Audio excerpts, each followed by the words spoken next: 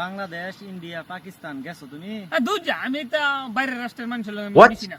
ও আচ্ছা আচ্ছা, তাহলে একটা গল্প কই শুনো। কও। এই বাংলাদেশ, ইন্ডিয়া, পাকিস্তান তিন দেশের তিনটা বন্ধু, হ্যাঁ হ্যাঁ, গেছে এই একটা সাগর দিয়া ভ্রমণ করতে গেছে। হুম।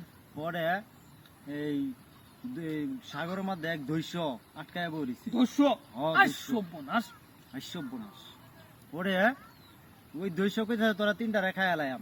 ইস মানে কি পরে আবার দৈশ্য ওর অবস্থা দেখিয়া পরে কইতে তোরা একটা অপশন দিলাম, কি তোরা অপশন? তিনজনে তিনটা জিনিস সাগরের মধ্যে ফালাইবি। যদি আমি উড়াই আনতারি তাইলে তোরা খাইলাম, আর যদি আমি না উড়াই আনতারি তাইলে তোরা ছাইরা দেম। হ্যাঁ। যাবি কে তোরা? আচ্ছা। পরে ইন্ডিয়ার লোকটা তার হাতের থেকে আংটি একটা বাড়ি করিয়া সাগরের মধ্যে মিললাম আসছে। আইস মানে কি আইসব্যনাশ। মিললাম আসছে দৈশ্য তো একটা চিন্তা পড়ে গেছে গা, এত বড় সাগরের মধ্যে আংটিটা কিবা খুঁজে পাইবো। ইস পরে 7-8 ঘন্টা ডুইয়া হইয়া দৈশ্য এই আংটিটা পাইয়া লাইছে। ইন্ডিয়া সম্ভব?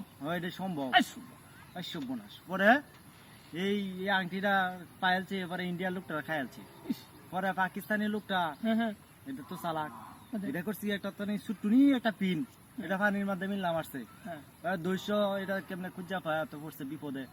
পরে হ্যাঁ 12-13 ঘন্টা ডুবাইয়া এই পিন পাইলছে, পাকিস্তানের খাইলছে। ইস মানে বাঙালি বাঙালি কি চালাক রে, কিরকম? মারাত্মক চালাক। কিরকম? শালাক করছে কি পানির মধ্যে দিছে মুত্যা। আইস পরে তো হ্যাঁ 23-24 ঘন্টা ডুবাইয়া হাই যাও, মুত আর পানি আলাদা করতে না। বাঙালি কি একটা মাল রে বাইস্তিয়া। কি করা? আইস সর্বনাশ। আইস আলা বুঝো